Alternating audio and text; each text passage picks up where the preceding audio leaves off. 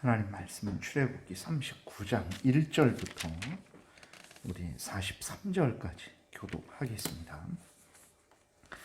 그들은 여호와께서 모세에게 명령하신 대로 청색, 자색, 홍색 실로 성소에서 섬길 때 입을 정교한 옷을 만들고 또 아론을 위해 거룩한 옷을 만들었더라. 그는 또 금실과 청색, 자색, 홍색 실과 가늘게 꼰 배실로 에봇을 만들었을 때 금을 얇게 쳐서 오려서 실을 만들어 청색, 자색, 홍색 실과 가는 배실에 섞어 정교하게 짜고 에봇에는 어깨에 바지를 만들어 그 두 끝에 달아 서로 연결되게 하고 에봇 위에 에봇을 매는 띠를 에봇과 같은 모양으로 금실과 청색, 자색, 홍색 실과 가늘게 꼰 배실로 에봇에 붙여 짰으니 여호와께서 모세에게 명령하신 대로 하였더라. 그들은 또 호마노를 깎아 금태에 물려 도장을 새김같이 이스라엘의 아들들의 이름을 그것에 새겨 에봇 어깨 바지에 달아 이스라엘의 아들들을 기념하는 보석을 삼았으니 여호와께서 모세에게 명령하신 대로 하였더라. 그가 또 흉패를 정교하게 짜되 에봇과 같은 모양으로 금실과 청색, 자색, 홍색 실과 가늘게 꼰 배실로 하였으니 그것의 길이가 한 뼘, 너비가 한 뼘으로 네모가 반듯하고 두 겹이며 그것에 네 줄 보석을 물렸으니 곧 홍보석, 황옥, 녹주옥이 첫째 을이요 둘째 줄은 성류성, 남보석, 홍만호요 셋째 줄은 호박, 백만호, 자수정이요 넷째 줄은 녹보석, 호만호, 벽옥이라 다 금태에 물렸으니 이 보석들은 이스라엘의 아들들의 이름 곧 그들의 이름대로 12이라 도장을 새김같이 그 12지파의 각 이름을 새겼으며 그들이 또 순금으로 녹근처럼 사슬을 따 흉패에 붙이고 또 금태 둘과 금고리 둘을 만들어 그 두 고리를 흉패 두 끝에 달고 그 따은 두 금 사슬을 흉패 끝 두 고리에 꿰매었으며 그 따은 두 사슬의 다른 두 끝을 에봇 앞 두 어깨바지에 금태에 매고 또 금고리 둘을 만들어 흉패 두 끝에 달았으니 곧 그 에봇을 마주한 안쪽 가장자리에 달았으며 또 금고리들을 만들어 에봇 앞 두 어깨바지 아래 매는 자리 가까운 쪽 곧 정교하게 짠 에봇 띠 위쪽에 달고 청색 끈으로 흉패 고리와 에봇 고리에 꿰어 흉패로 정교하게 짠 에봇 띠 위에 붙여서 에봇에서 벗어지지 않게 하였으니 여호와께서 모세에게 명령하신 대로 하였더라. 그가 에봇 받침 긴 옷을 전부 청색으로 짜서 만들되 그 두 옷의 두 어깨 사이에 구멍을 내고 갑옷 깃 같이 그 구멍 주위에 깃을 짜서 찢어지지 않게 하고 청색, 자색, 홍색 실과 가는 배실로 그 옷 가장자리에 성류를 수놓고 순금으로 방울을 만들어 그 옷 가장자리로 돌아가며 성류 사이사이에 달되 방울과 성류를 서로 간격을 두고 번갈아 그 옷 가장자리로 돌아가며 달았으니 여호와께서 모세에게 명령하신 대로 하였더라. 그들이 또 직조한 가는 배로 아론과 그의 아들들을 위하여 속옷을 짓고 세마포로 두건을 짓고 세마포로 빛난 관을 만들고 가는 배실로 짜서 세마포 속바지를 만들고 가는 배실과 청색, 자색, 홍색 실로 수노와 띠를 만들었으니 여호와께서 모세에게 명령하신 대로 하였더라. 그들이 또 순금으로 거룩한 패를 만들고 도장을 새김같이 그 위에 여호와께 성결이라 새기고 그 패를 청색 끈으로 관 전면에 달았으니 여호와께서 모세에게 명령하신 대로 하였더라.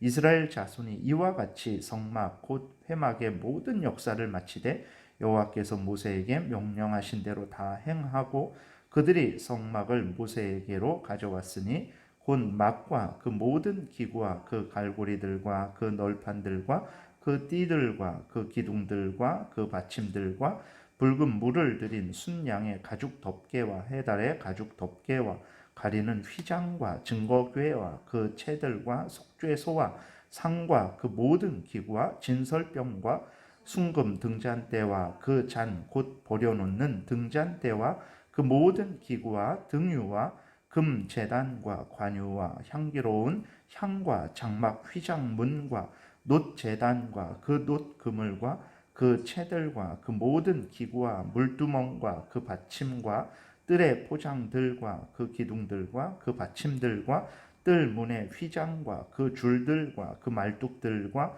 성막 곧 회막에서 사용할 모든 기구와 성소에서 섬기기 위한 정교한 옷 곧 제사 직분을 행할 때에 입는 제사장 아론의 거룩한 옷과 그의 아들들의 옷이라 여호와께서 모세에게 명령하신 대로 이스라엘 자손이 모든 역사를 마침에 모세가 그 마친 모든 것을 본즉 여호와께서 명령하신 대로 되었으므로 모세가 그들에게 축복하였더라. 아멘. 기도드리겠습니다. 살아계신 하나님 아버지 감사합니다. 이 시간 하나님의 말씀을 전하고 듣습니다. 성령께서 역사하셔서 우리를 향한 하나님의 뜻을 잘 깨달아 알게 도우소서. 하나님이 알려주시는 대로 잘 믿고 따르게 도우소서. 감사드리고 예수 그리스도의 이름으로 기도드렸습니다. 아멘. 아주 이렇게 복잡한 내용들이 한참 기록이 되어 있습니다. 이것은 출애굽기 28장에서 제사장들이 입는 옷에 대해서 명령하신 대로 또 이렇게 모세가 알려 주었고 부살렐과 오홀리압이 또 하나님이 모세에게 알려주신 대로 또 모세가 자기들에게 알려준 대로 이렇게 만든 내용이 기록되어 있습니다. 그래서 또 먼저 에봇에 대해서 7절까지 보게 되면 에봇을 만드는 그러한 내용이 기록되어 있어요. 에봇은 제사장의 맨 겉에 입는 앞치마 같은 옷입니다. 이 에봇의 어깨에 호마노 보석을 다는데 각각의 이스라엘의 12아들의 이름을 새겨 넣으라 이렇게 명령하셨어요. 이는 이제 참 대제사장이신 예수 그리스도가 이스라엘을 짊어지고 계시다라는 것을 의미하는 것입니다.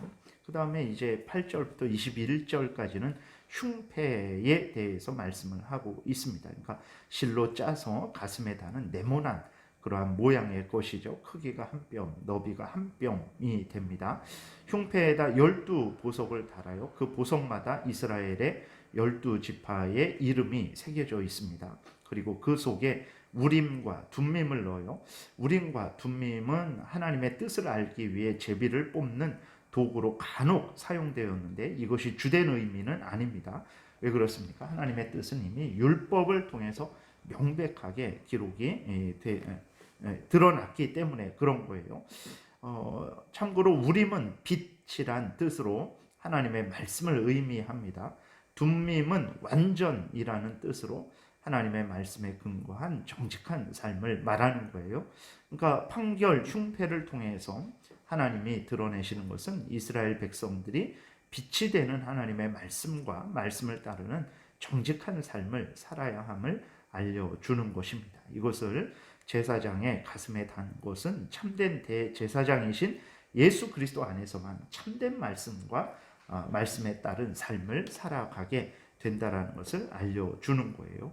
예수 그리스도로 말미암지 않고는 하나님께 나아갈 수도 없고 은혜를 받을 수도 없죠. 하나님과의 관계는 오직 참 대제사장이신 예수 그리스도에 의해서만 이루어진다라는 것을 하나님께서 이스라엘 백성들에게 그리고 오늘 우리들에게도 명확하게 알려주시는 것입니다. 22절부터 26절에 보게 되면 에봇 받침 긴 옷에 대해서 이제 말씀을 하고 있습니다. 에봇 받침인 겉옷을 청색으로 만들라 이렇게 명령을 하셨어요. 그리고 그 옷 하단에 석류, 과일 석류죠. 그것을 수놓고 또 금 방울을 달았습니다. 제사장이 성소에서 하나님을 섬길 때 방울 소리가 나면 제사장이 이제 하나님의 말씀을 따라서 일을 하는 것이구나. 그 생존한 것을 알려주는 거죠. 그러나 제사장이 그 성소에 들어갔는데 방울 소리가 나지 않는다. 그것은 이제 하나님의 말씀대로 섬기지 않아서 하나님에 의해서 죽임을 당한 것을 나타내는 것입니다. 그래서 죽었으면 방울 소리가 나지 않습니다. 이렇게 방울을 통해서 하나님의 말씀을 따라야 된다라는 것을 이제 나타내시는 거죠. 그 옆에 있는 성류도 마찬가지의 의미로 그렇게 사용되고 있는 것입니다.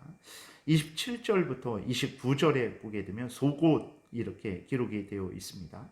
반포 속옷이라는 것은 우리가 그 입는 속옷이 아니고 에봇을 입고 겉옷을 입고 그 속에 입어서 속옷이라고 이렇게 말을 하는 것입니다. 그래서 아론의 아들들을 또 이렇게 옷을 입혀서 영화롭게 하는데 그것은 이제 제사장이 하는 일들을 통해서 죄 용서의 은혜, 하나님과 화목되는 은혜가 주어지는 것을 나타내는 것이고, 그래서 제사장직의 권위를 높이는 것이라는 것을 우리가 기억해야 되겠습니다. 그래서 아론의 아들들에게 이렇게 옷을 계속해서 입히는 것은 그들이 죄인이기 때문에 그들의 죄를 가려야 되는 거예요.